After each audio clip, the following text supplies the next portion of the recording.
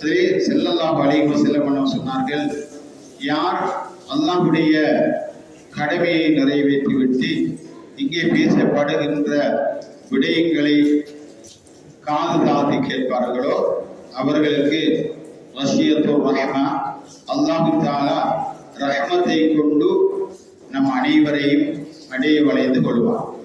இந்த இடத்திலே நாங்கள் உட்கார்ந்திருக்கின்ற எங்களுக்கு அல்லாஹ் கொடுக்கின்ற இந்த உலகத்துக்கு அனுப்பியிருக்கின்ற ரஹ்மத்தில் எங்களையும் அப்படியே சேர்த்துக் கொள்வார். அதே போலதான் சொன்னார்கள், மஸ்ஜிதிலே யாரெல்லாம் தொழுதுவிட்டு உட்கார்ந்து கொண்டிருக்கிறார்களோ வனசலத்தில் மலாயிகா, மலாய்க்காமார்கள் எங்கள் எல்லோரையும் சூழ்ந்து கொண்டிருக்கிறார்கள். மலாய்க்காமார்கள் வானத்திலிருந்து சங்கிலி தொடராக உலகத்துக்கு இறங்குவார்கள். எங்கெங்கெல்லாம் நல்ல விடயங்கள் பேசப்பட்டு அதனை கேட்டுக் கொண்டிருக்கிறார்களோ அவர்களுக்காக வேண்டி பாவ மன்னிப்பு தேடிக்கொண்டும் இருப்பார்கள். சொன்னார்கள், வஹஃபத்தில் மலாயிகா, மலாய்க்காமார்கள் இவர்களுக்கு நமக்காக வேண்டி நம்மளை பாவ மன்னிப்பு தேடிக்கொண்டிருப்பார்கள். அதே போல வதக்கர அல்லாஹ் கமன் இந்தஹு, யாரெல்லாம் அல்லாஹ்வுடைய சிந்தனையோடு இருக்கிறார்களோ அவர்கள் அல்லாஹ்வுடைய அந்த பராமரி பொறுப்பில் இருக்கிறார்கள் என்று ஸல்லல்லாஹு அலைஹி வஸல்லம் அன்னவர்கள் சொன்னார்கள். எனவே அன்பார்ந்த சகோதரர்களே, தாய்மார்களே, இன்றைய இந்த நாளில் நாங்கள் நோம்பினுடைய விதிமுறைகளையும் சட்டங்களையும் நாங்கள் பார்ப்பதற்கு முன்னால் இந்த மாதத்தினுடைய மிக சிறப்பான ஒரு அருள் நிறைந்த பகுதி, இந்த மாதத்திலே அல்லாஹ் தஆலா சுவர்க்கத்துடைய வாசல்களை திறந்து விடுகிறான். ஸல்லல்லாஹு அலைஹி வஸல்லம் சொன்னார்கள், இதா ஜாஅ ரமலான் ஃபுத்திஹத் அப்வாபுல் ஜன்னah, சுவர்க்கத்துடைய கதவுகள் ரமலானுடைய மாதத்திலே அல்லாஹ் திறந்து விடுகிறான். இவ்வளவு காலமாக 11 மாத காலமாக மூடி இருந்த வாசல்கள் எல்லாம் அல்லாஹ் இந்த ரமலானுடைய மாதத்தில் திறந்து விடுகிறான். வகல்லத் அப்வாபுன் நார், நரகத்துடைய திறக்கப்பட்டிருந்த நரக வாசல்களை எல்லாம் அல்லாஹ் மூடி விடுகிறான். வசுஃபிதத்தி ஷயாத்தீன், இன்னும் சைத்தானின் ஊசலாட்டங்களை அல்லாஹ் அப்படியே குறைத்து கட்டுப்படுத்தி வைத்திருக்கிறான் என்பதாக ஸல்லல்லாஹு அலைஹி வஸல்லம் அன்னவர்கள் சொன்னார்கள். இதே போல மலக்குகள் ஒவ்வொரு நாளும் அழைப்பு கொடுப்பார்கள், யா பாஇயல் கைர் ஃபஅகிபில், நல்ல விடயங்களை செய்யக்கூடிய நல்ல மனிதர்களே, நீங்கள் அதனை விரைவாக செய்து கொள்ளுங்கள் என்று சொன்னார்கள். எனவே தரப்பட்டிருக்கின்ற ஒரு மாசம் நல்ல அமல்களை அதிகமாக செய்வதற்குரிய ஒரு சந்தர்ப்பமாக இருந்து கொண்டிருக்கிறது. யார் இந்த மாசத்துடைய பெருமதியை மகிமையை விளங்காமல் வீணான முறையிலே அழிப்பார்களோ, கழித்து விடுவார்களோ, அவர்கள் அல்லாஹ்வுடைய மாணவர் ஜிப்ரீல் அலைஹிஸ்ஸலாம் அவர்களுடைய அந்த கூற்றுக்கும் ஸல்லல்லாஹு அலைஹி வஸல்லம் அவர்களுடைய பதுவாவுக்கும் உள்பட்டவர்களாக மாறிவிடுவார்கள். எனவே ரமலானுடைய மாதம் வீணாக கழிக்கப்படுகின்ற ஒரு காலம் அல்ல. சொன்னார்கள், யா பாஇயஸ்ஸர் வஅக்ஸிர், அதாவது பாவம் செய்கின்றவர்களை நீங்கள் அதனை குறைத்துக் கொள்ளுங்கள் என்று சொன்னார்கள். எனவே அன்பார்ந்த சகோதரர்களே, இதனால் தான் முன்னோர்கள், அறிஞர்கள், ஸலஃபு ஸாலிஹீன்கள் இந்த ரமலானை அடைவதற்காக வேண்டி துஆ செய்திருக்கிறார்கள். இந்த ரமலானுடைய வெகுமதியை விளங்கியதனால் தான் அவர்கள் அந்த ரமலானை அடைய வேண்டும் என்று துஆ செய்து கொண்டே இருக்கின்றார்கள். அன்பார்ந்த சகோதரர்களே, இந்த அடிப்படையிலேயே இந்த ரமலானுடைய காலகட்டத்திலே நாங்கள் எப்படி நடந்து கொள்ள வேண்டும் என்று சொன்னால், இது சில மனிதர்கள் இந்த ரமலானை எப்படி நினைக்கிறார்கள் என்று சொன்னால், எங்களுடைய 11 மாத காலமும் வாழ்ந்து கொண்டிருந்த சுதந்திரங்களை ரமலான் பறித்து விட்டது, அல்லது சில மனிதர்கள் விளங்கிக் கொண்டிருக்கிறார்கள் இந்த மாதம் மிகவும் அதிகமான செலவுகள் நிறைந்த மாதம் என்றும் தலைப்பை கண்டுவிட்டால் குடும்பத்துக்கு செலவழிக்க வேண்டும், அதே போல பெருநாளுடைய தினம் வருகின்ற பொழுது உடுப்புகள் எடுக்க வேண்டும், அதே போல சதகாக்கள், இப்படியான விடயங்களை கொடுக்கின்றோம், அதனால் செலவுள்ள மாதம் என்றும் நினைத்துக் கொண்டிருக்கிறார்கள். அல்லாஹ் தஆலாவுடைய தூதர் ஸல்லல்லாஹு அலைஹி வஸல்லம் அவர்கள் சொன்னார்கள், இது அப்படியான ஒரு மாதம் அல்ல, கதிஜாக்கும் ரமலான் ஷஹ்ருன் முபாரக் என்று சொன்னார்கள். அதாவது ரமலானுடைய மாதம் உங்களுக்கு வர இருக்கிறது. அது எப்படியான மாதம் என்று சொன்னால் அது அருள் நிறைந்த மாதம் என்று ஸல்லல்லாஹு அலைஹி வஸல்லம் சொன்னார்கள். எனவே அதாவது நாங்கள் விளங்காமல் பேசிக் கொண்டிருக்கிறோம். ஆனால் ஸல்லல்லாஹு அலைஹி வஸல்லம் சொன்னார்கள் இது அருள் நிறைந்த ஒரு மாதம் என்பதாக சொன்னார்கள். அது மாத்திரமல்ல, இந்த மாதத்திலே தான் ரஹ்மத்துடைய வாசல்களை எல்லாம் அல்லாஹ் திறந்து விடுவதாக வாக்களித்திருக்கிறான். ரஹ்மத்துடைய வாசல்களை திறந்து விட்டால் இந்த உலகத்தில் வாழுகின்ற எந்த ஒரு நோபாளிக்கும் எந்த ஒரு பஞ்சமும் பசியும் ஏற்படாது, எந்தவித தட்டுப்பாடுமே கொடுக்கப்பட மாட்டாது. எனவே அன்பார்ந்த சகோதரர்களே, இந்த அடிப்படையில் ஒரு சஹாபி இருக்கின்றார், ஐயுல் அமலி அஃதல், அமல்களில் மிக சிறந்த அமல் எது என்று கேட்ட பொழுது அலைக பிஸ்ஸௌம், நீங்கள் நோன்பை பிடித்துக் கொள்ளுங்கள், அதாவது அதுதான் உங்களுக்கு சிறந்தது, சுவர்க்கத்தை பெற்று தரக்கூடியது என்று ஸல்லல்லாஹு அலைஹி வஸல்லம் சொன்னார்கள். இன்னும் சொன்னார்கள் அஸ்ஸௌமு லி வ அனா அஜ்ஸியு பிஹி, அல்லாஹ் தஆலா எல்லா கடமைகளையும் அல்லாஹ் தஆலா கொடுத்திருக்கிறான், இந்த உலகத்திலே எங்களுக்கு தந்திருக்கிறான். ஆனால் எந்த ஒரு இபாதத்தையும் அவனோடு இணைத்து கூறவில்லை. அல்லாஹ் தஆலா இந்த நோன்பை மாத்திரம் சொல்லுகிறான், அஸ்ஸௌமு லி, நோன்பு என்பது எனக்குரியது, வ அனா அஜ்ஸியு பிஹி, நான் அதற்கு கூலி கொடுக்கிறேன் என்று சொல்கிறான். இனி எந்த ஒரு இபாதத்தை பொறுத்தாலும் ஒரு அமலை செய்தால் 10 தொடக்கம் 70 தொடக்கம் 700 வரை நன்மைகளை கொடுக்கிறான். ஆனால் நோன்பை மாத்திரம் அல்லாஹ் சொல்லுகின்ற பொழுது அதற்கு அஜ்ரன் அதீமா, ஒரு குறிப்பிட்ட இடைவெளி இல்லை, குறிப்பிட்ட நன்மை இல்லை, அல்லாஹ் கணக்கிட முடியாத நன்மைகளை கொடுப்பதாக ஸல்லல்லாஹு அலைஹி வஸல்லம் சொன்னார்கள். அது மாத்திரமல்ல, அல்லாஹ்வுடைய பாதையிலே சென்று ஒரு நாள் ஒரு மனிதன் நோன்பு நோட்டால் ஸல்லல்லாஹு அலைஹி வஸல்லம் சொன்னார்கள், மன் ஸாம ஃபீ ஸபீலில்லாஹ் ஃபகதல்லாஹு வஜ்ஹஹு 70 ஹரீபன், அல்லாஹ் தஆலாவுடைய பாதையிலே சென்று ஒரு நாள் ஒரு நோன்பு நோட்பதற்கு 700 வருடங்கள் அல்லாஹ் தஆலா நரகத்தை விட்டும் அந்த மனிதனுடைய முகத்தை தூரமாக்கி விடுகிறான் என்று சொன்னார்கள். எனவே இப்படி ஒரு பெருமதி வாய்ந்த ஒரு காலமாக இந்த ரமலானுடைய காலம் இருந்து கொண்டிருக்கிறது. எனவே அன்பார்ந்த சகோதரர்களே, இந்த அடிப்படையிலேயே இந்த ரமலானை நாங்கள் அடைந்திருக்கிறோம். இந்த ரமலானில் நாங்கள் யார் மீது நோன்பு கடமையாக்கப்பட்டிருக்கிறது என்பதையெல்லாம் தெளிவான முறையிலே நாங்கள் விளங்கிக் கொள்ள வேண்டும்.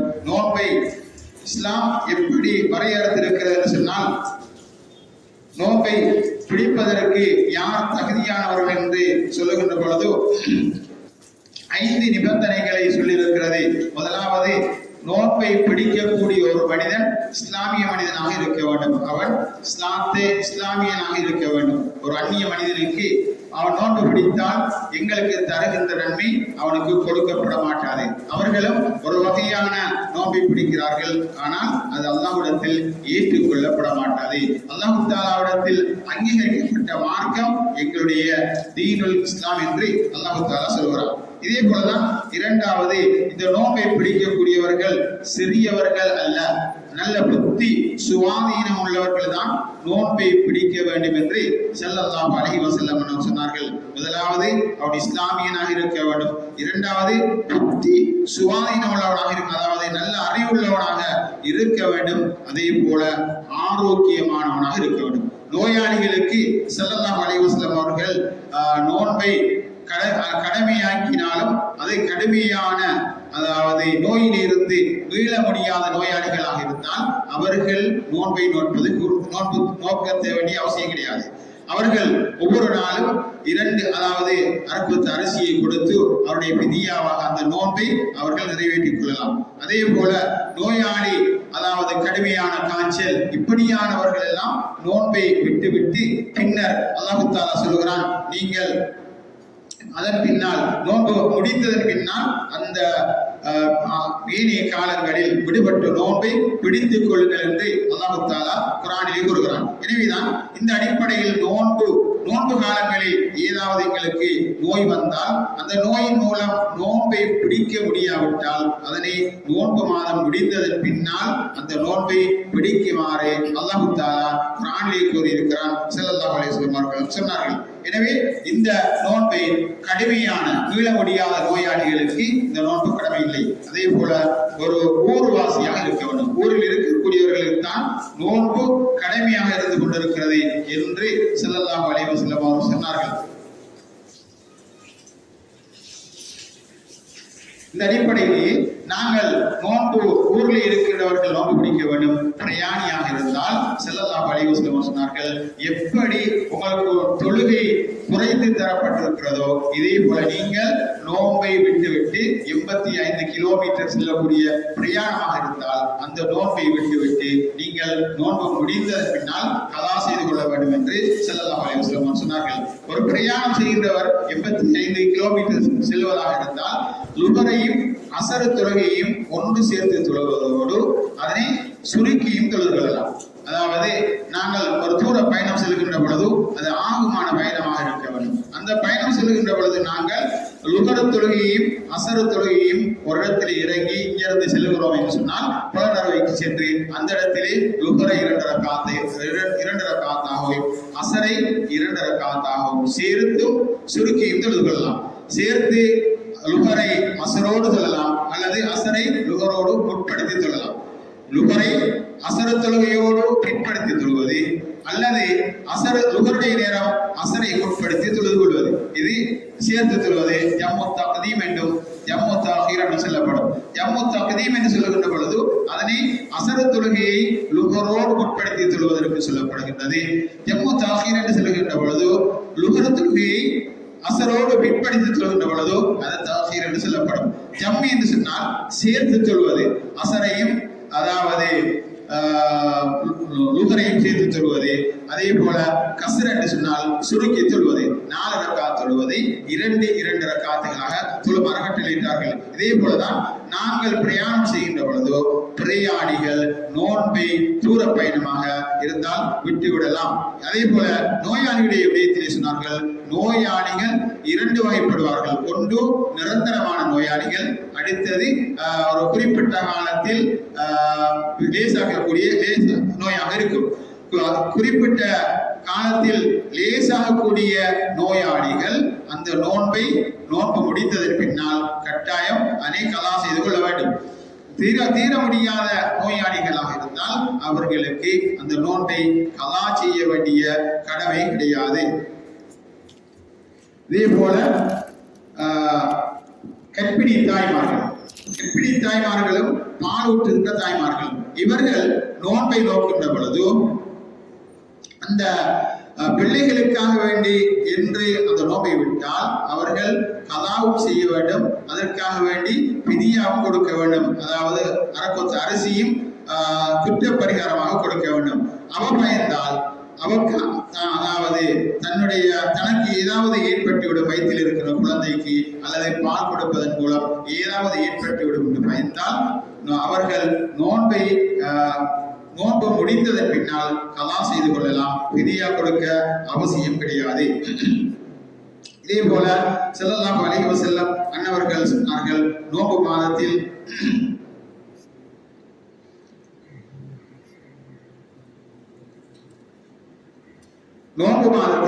நோன்போடு இருக்கின்றவர்கள் நோன்பை முறிக்கக்கூடிய சில காரியங்கள் இருக்கின்றன என்று ஸல்லல்லாஹு அலைஹி வஸல்லம் சொன்னார்கள். அதிலே அந்த நோன்பை முறிக்கக்கூடிய காரியத்தில் சில விடயங்களை நபி ஸல்லல்லாஹு அலைஹி வஸல்லம் அவர்கள் சொன்னார்கள். அதில் திறந்த துவாரத்தினூடாக, எங்களுடைய திறந்திருக்கின்ற துவாரத்தினூடாக எந்த ஒரு விடயம் உள்சென்றாலும் நோன்பு முறிந்துவிடும். எங்களுடைய கண்ணை தவிர காதினூடாக, மூக்கினூடாக, வாயினூடாக அல்லது ஒரு மனிதனுக்கு சரியான ஒரு வருத்தமாக இருக்கிறது, அவனுக்கு பின்துவாரத்தில் ஒரு குலுசை வைப்பார்கள், அப்படியான வருத்தம் வருகின்ற பொழுது அந்த குலுசையை உள்ளாக வைத்தாலும் நோன்பு புரிந்துவிடும் என்று ஸல்லல்லாஹு அலைஹி வஸல்லம் அவர்கள் சொல்லியிருக்கிறார்கள். இதே போல நோன்பு இப்படியான அந்த விடயங்களில் அதே போல உமிரி விளங்குகின்றோம் என்று சொன்னால் அந்த உமிரி விளங்குவதன் மூலம் நோன்பு முடியாது. ஆனால் உமிரி விளங்குகின்ற பொழுது சளி வந்து விட்டால், உள்ளே இருக்கின்றது வெளியே வந்ததன் பின்னால் அந்த சளியை சேர்த்து நாங்கள் விளங்கினால் அந்த நோன்பு முறியும் என்று அதாவது பிக்குடைய அறிஞர்கள் சொல்லிக் கொண்டிருக்கிறார்கள். எனவே நோன்பு முறியக்கூடிய இந்த விடயங்களில் நாங்கள் அவதானமாக இருந்து கொள்ள வேண்டும்.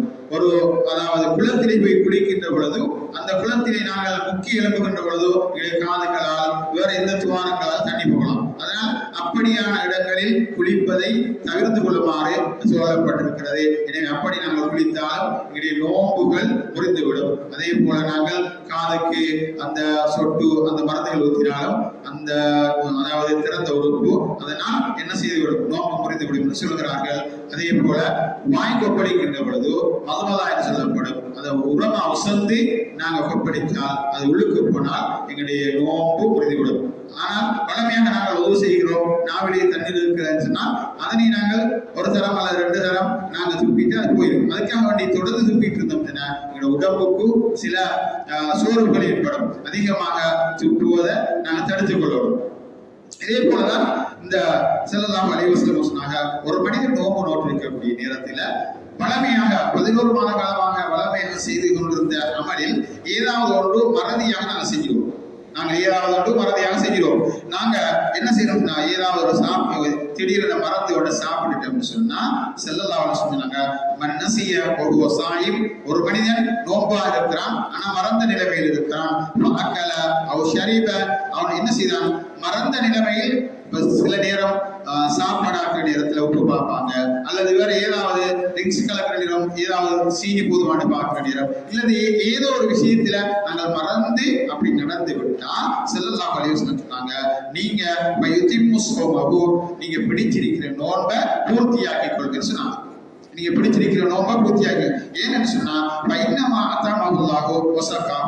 அந்த உணவையும் அந்த பானத்தையும் அல்லாஹ் தான் அவர்களுக்கு கொடுத்தான் என்பதாக ஸல்லல்லாஹு அலைஹி வஸல்லம் சொன்னார்கள். மறதியாக சாப்பிட்டா அது அல்லாஹ் அவருக்கு கொடுத்த அருள் நியமத் என்று சொன்னார்கள். அதே நேரம் நாங்க யாராவது பார்த்துக் கொண்டிருக்கிறோம், ஒரு நோம்பாளி சாப்பிடுகிறார் என்று சொன்னால் அவருக்கு அவசரமாக சொல்லிவிட வேண்டும், நோம்புல் வாடிங்க என்று சொன்னா அவர் உடனடியாக சாப்பிடுறத துப்பி விட்டுவிடும். அப்ப அதோட அவர் தொடர்ச்சியாக நோம்பாவோட இருக்கலாம். இதே போல அந்த நோன்பு முறிக்கக்கூடிய இன்னொரு காலம் தான் பெண்களுடைய மாதாந்த காலம், ஹைது நிபாசுடைய காலம். இந்த காலத்துல ஸல்லல்லாஹு அலைஹி வஸல்லம் சொன்னார்கள், ஒரு பெண்ணுக்கு மாதாந்த அந்த ஹைதுடைய காலத்தில் அவர் சுத்தமாக இருக்கின்ற காலம், நோன்பு பிடித்திருக்கக்கூடிய நேரம், நோன்பு திறப்பதற்கு ஒரு 15 நிமிஷம் 10 நிமிஷமாவது அந்த நிலைமை ஏற்பட்டு விட்டால் அந்த நோன்பு முறிந்துவிடும் என்று சொன்னார்கள். அவர் ஒரு நோன்பு திறப்பது 6:25 என்று சொன்னா 6:15க்கு ஒரு பெண் மாதாந்த அந்த ஹைதுடைய காலமாக ஆகிவிட்டால் அந்த நோன்பு அவருக்கு முறிந்துவிடும். அந்த நோன்பை பிந்திய காலத்தில் அதனை கலா செய்து கொள்ள வேண்டும் என்று சொன்னார்கள். இதே போல இந்த பிரசவ காலம் நிபாஸ் என்று சொல்லப்படுகின்ற அந்த பிரசவ காலம் ஸல்லல்லாஹு அலைஹி வஸல்லம் சொன்னார்கள், சில தாய்மார்களுக்கு குழந்தை பிறந்தவுடன் அந்த இரத்தப்போக்கு நின்றுவிடும். சிலருக்கு சில நாட்கள் கழிக்கும், சிலருக்கு தொடரான இரத்தப்போக்காக இருக்கும். இப்படியானவர்கள் அதாவது உடனடியாக குழந்தை கிடைத்து சுத்தமாகிவிட்டால் அவர் ரமலானுடைய மாதத்தை அடைந்திருந்தால் அடுத்த கடமை ரமலானுடைய நோன்பு அவர்கள் கடமையாக ஆகும். பிள்ளை கிடைச்சி 2வது நாள் அல்லது 5வது நாளாக சுத்தமாகிட்டா அவங்க அடுத்த கணம் அவங்க 40 போகணும்னு இருக்க வேண்டிய அவசியம் கிடையாது. அந்த தினத்திலே இருந்து அந்த நோன்பை நோன்பது அவர்களுக்கு கடமையாக ஆகிவிடும். அந்த நோன்பை அவர்கள் நோக்க வேண்டும். இந்த நோன்பை ஸல்லல்லாஹு அலைஹி வஸல்லம் சொன்னார்கள், ஹைதுடைய காலமும் நிபாசுடைய காலம், அதாவது பிள்ளை பேருடைய காலமும் அதே போல மாதாந்த இந்த காலத்திலேயும் அதாவது நோன்புகள் விடுபட்டால் அந்த நோன்பை நீங்கள் ஒவ்வொருவரும் கலா செய்து கொள்ளுங்கள் என்று சொன்னார்கள். ஏனென்று சொன்னால் ஆயிஷா ரலியல்லாஹு அன்ஹா சொன்னார்கள், நாங்கள் எங்களுடைய கலாவான விடுபட்ட நோன்புகளை ஷஅபானுடைய மாசத்தில் நாங்கள் நோற்றுக் கொள்கிறோம் என்று சொன்னார்கள். எனவே இந்த நோன்பை நாங்கள் அவசரமாக நாங்கள் அதனை நோற்றுக் கொள்ள வேண்டும். தொழுகைக்கு ஸல்லல்லாஹு அலைஹி வஸல்லம் அவர்கள் அப்படி கலா செய்யுமாறு உத்தரவிடவில்லை. நிபாசுடைய காலம் அதே போல ஹைதுடைய காலத்திலே தொழுகையை நாங்கள் அந்த விட்டு அந்த தொழுகையை கலா செய்ய வேண்டியது கிடையாது என்று ஸல்லல்லாஹு அலைஹி வஸல்லம் அன்னவர்கள் சொன்னார்கள். இதே போல ஒரு மனிதன் வேண்டுமென்று வாந்தி எடுக்கின்ற பொழுது அவனுடைய நோன்பு முறிந்து விடும் என்று சொன்னார்கள். அவனை அறியாமல் திடீரென ஒரு வாந்தி வருகிறது என்று சொன்னால் அந்த வாந்தியின் மூலம் அவனுக்கு அந்த நோன்பு முறிந்து விடாது. அதே போல ஒரு கணவன் மனைவி நோன்போடு ஒன்று சேர்க்கின்ற பொழுது நோன்பு முறிந்து விடும் என்று சொன்னார்கள். சொல்லிவிட்டு ஸல்லல்லாஹு, அதாவது ஒரு சஹாபி ரசூலுல்லாஹ் சொன்னாங்க, ஹலக்து யா ரசூலல்லாஹ் வகஅலா இம்ராத்தின் ஃபீ ரமலான். அந்த சஹாபி வந்து சொன்னாங்க, யா ரசூலல்லாஹ் நான் என்னையே அழிச்சிக் கொண்டேன் சொன்னாங்க. நபி கேட்டாங்க என்ன நடந்தது என்று. அவர் சொன்னார், வகஅத்து அலா இம்ராத்தின் ஃபீ ரமலான், ரமலானோடு நோம்போடு இருக்கின்ற நேரம் நான் என்னுடைய மனைவியோடு சேர்ந்து கொண்டேன் என்று சொன்ன பொழுது ஸல்லல்லாஹு அலைஹி வஸல்லம்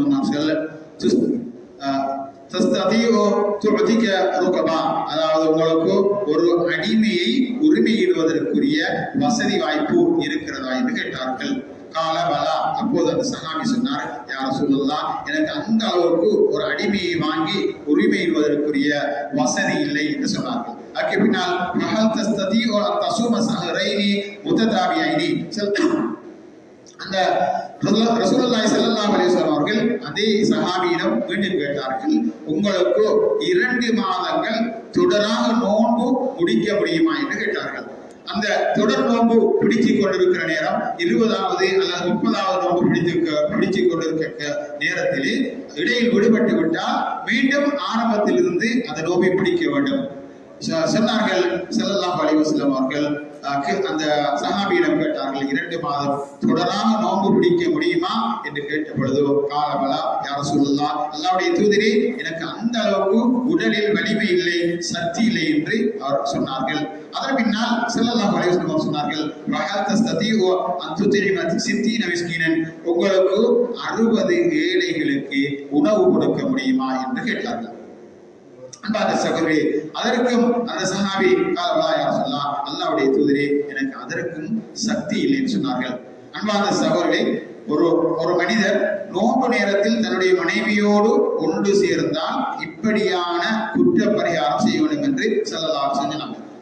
அதாவது பகல் நேரத்தில் ஒன்று கூடினால் ஒரு அடிமையை உரிமையிட வேண்டும் வசதி இருந்தால். அப்படி இல்லாத சந்தர்ப்பத்தில் 2 மாதம் தொடராக நோன்பு நோக்க வேண்டும். அதுவும் முடியவில்லை என்று சொன்னால் 60 ஏழைகளுக்கு உணவு கொடுக்க வேண்டும் என்று சொன்னார்.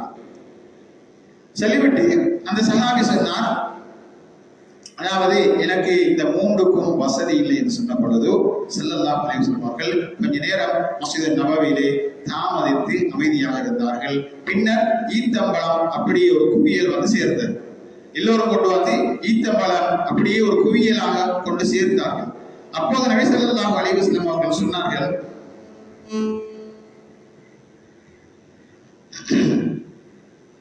நபி ஸல்லல்லாஹு அலைஹி வஸல்லம் அன்னவர்கள் சொன்னார்கள், அதாவது இந்த ஈத்தம்பழத்தை கொண்டு நீ செய்த அந்த தவறுக்கு ஃபிதியாவாக கொடுத்து நீ சுத்தமாகிக் கொள் என்று சொன்னார்கள். அப்போது அந்த மனிதர் சொன்னார், அலா அஃப்கரு மின்னா யா ரசூலல்லாஹ், இந்த மதீனாவில் இந்த 2 கற்கள் இருக்கின்றன, அந்த கற்களுக்கு இடைப்பட்ட அந்த கல் 2க்கும் இடையில் இருக்கின்ற குடும்பங்களில் என்னை விட வறுமையான குடும்பம் யாருமே இல்லை என்று அந்த மனிதர் சொன்ன உடனே ஸல்லல்லாஹு அலைஹி வஸல்லம் சொன்னார்கள், ஃபதஹிக நபி ஸல்லல்லாஹு அலைஹி வஸல்லம் அவர்கள் ஸல்லல்லாஹு அலைஹி வஸல்லம் அவர்கள் கடைவாய் கற்கள் தெரிகின்ற அளவுக்கு சிரித்து விட்டு சொன்னார்கள், வகால அத்தம்பு யாலை, அதாவது அப்ப அந்த ஈத்தப்பழ குவியலை நீயே கொண்டு உன்னுடைய குடும்பத்துக்கு கொடுத்து நீயே சாப்பிட்டுக் கொள் என்று ஸல்லல்லாஹு அலைஹி வஸல்லம் சொன்னார்கள். எனவே அன்பார்ந்த சகோதரர்களே, இந்த அதாவது நாங்கள் நோன்பு காலங்களில் இப்படியான ஹலாலாக்கப்பட்ட மனைவியோடு ஒன்று சேர்ந்தாலும் அது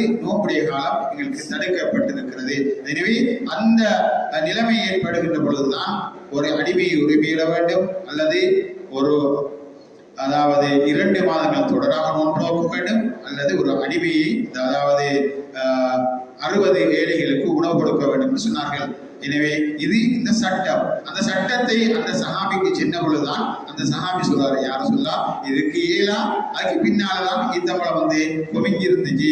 ரசூலுல்லாஹ் சொன்னாங்க, அப்ப இதை கொண்டு நீங்க குற்ற பரிகாரத்தை தேடிக்கொள்ளுங்கன்னு சொன்னதுக்கு தான் அவர் சொன்னாரு, யாரும் சொல்லலாம் இதை யாருக்கு கொடுக்குற, என்னை விட வறுமையானாக்கள் அந்த மதீனாவில் யாரும் இல்லைன்னு சொன்னோம்னா அப்ப நீ எடுத்துக்கன்னு சொல்லி சொன்னாங்க சொல்லலாம். எனவே இந்த அடிப்படையில இப்படியான நிலைமையும் நோன்பு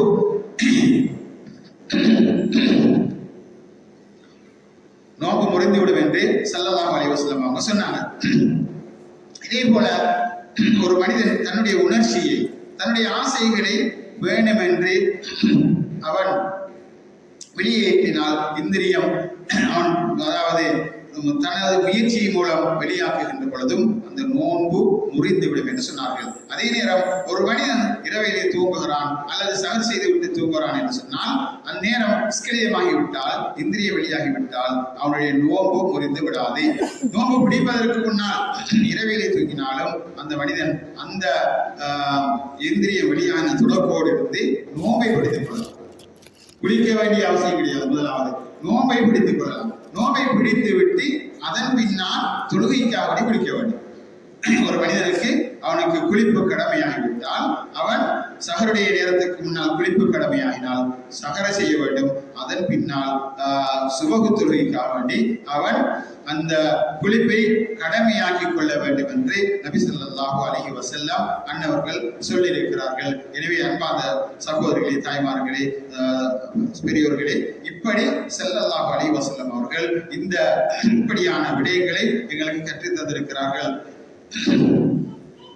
இப்படியான இந்த விடயங்கள் ஏற்படுகின்ற பொழுதோ, கணவன் மனைவி கொண்டு சேர்கின்ற பொழுதோ, அதே போல வேண்டுமென்று இந்திரியங்கள் வெளியாக்கப்படுகின்ற பொழுதோ, வேண்டுமென்று வாந்தி எடுக்கப்படுகின்ற பொழுதோ, அதே போல வேண்டுமென்று சாப்பிடுகின்ற பொழுதோ, அதே போல கைதி நிபாசுடைய காலத்திலே எல்லாம் நோன்பு முறிந்துவிடும் என்று ஸல்லல்லாஹு அலைஹி வஸல்லம் அவர்கள் சொல்லியிருக்கிறார்கள். அந்த நோன்பை நீங்கள் நோன்பு முடிந்ததற்கு பின்னால் கதா செய்து கொள்ளுங்கள் என்று சொல்லியிருக்கிறார்கள். எனவே அன்பார்ந்த சகோதரர்களே, இப்படி இந்த நோன்புடைய விடயத்தை நாங்கள் தெளிவான முறையிலே விளங்கி நாங்கள் செய்யப்படுகின்ற பொழுது அல்லாஹ் எங்களுக்கு பெரிய ஒரு கூலியை தருவான். அத்தோடு அந்த சகருடைய நேரத்திலையும் நாங்க எல்லோரும் எப்படி விளங்கி இருக்கிறோம் பிற்படுத்தி நோன்பை பிடிக்க வேண்டும் என்று, பிற்படுத்தி நோன்பை பிடிக்க வேண்டும் என்று சொன்னா வாங்கி சொல்வதற்கு 10 நிமிஷம் 12 நிமிஷத்துக்கு முன்னால் எழும்பி அவசர அவசரமாக சாப்பிட்டு விட்டு பிடிக்குமாறு ஸல்லல்லாஹு அலைஹி வஸல்லம் அவர்கள் எங்களுக்கு ஏவவில்லை. நபி ஸல்லல்லாஹு அலைஹி வஸல்லம் அவர்கள் சஹர் சாப்பிட்டு விட்டு 50 ஆயத்துக்களை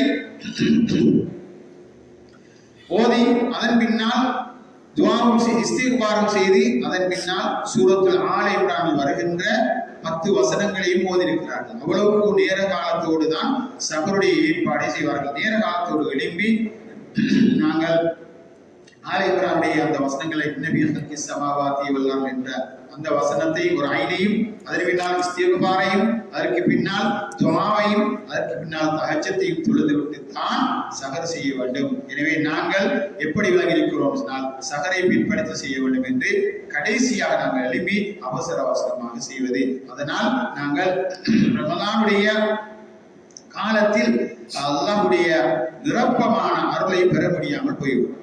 நிரப்பமான அருளை பெற முடியாமல் போய்விடும். எனவே அந்த நிரப்பமான அருளை பெற வேண்டும் என்று சொன்னால் நேர காலத்தோடு எழும்பி நாங்கள் உதவு செய்து கொண்டு தஹஜ்ஜத் தொழுதுவிட்டு குர்ஆனை ஓதிவிட்டு துஆவை இஸ்திக்பாரை செய்துவிட்டு தான் நாங்கள் அந்த சஹரை செய்கின்ற பொழுது அல்லாஹ் ஸல்லல்லாஹு அலைஹி வஸல்லம் சொன்னார்கள், பைன சுகூரபில் பரக்கா, சஹரிலே உங்களுக்கு பரக்கத் இருக்கிறது, அதை சஹர் செய்து கொள்ளுங்கள் சொன்னார்கள். அந்த சஹருடைய உணவையும் நாங்கள் அதிகமாக சாப்பிடக்கூடாது.